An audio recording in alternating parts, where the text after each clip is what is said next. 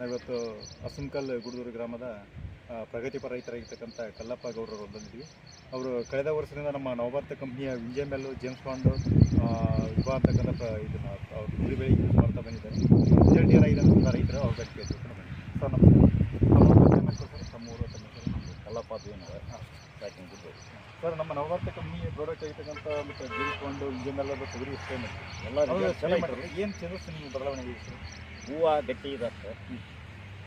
ಕಾಪನ್ನು ಚಲೋ ಬರ್ತದೆ. ಕಾಪ್ ಚಲೋ ಬರ್ತದೆ. ಎಷ್ಟು ಸಲ ಯೂಸ್ ಮಾಡಿದ್ರಿ ಸರ್? 3 ಸಲ. ಮತ್ತು ಬೇರೆ ರೈತರಿಗೆ ಏನು ಹೇಳಕ್ಕೆ ಇಷ್ಟಪಡ್ತೀವಿ ಸರ್ ತಾವು?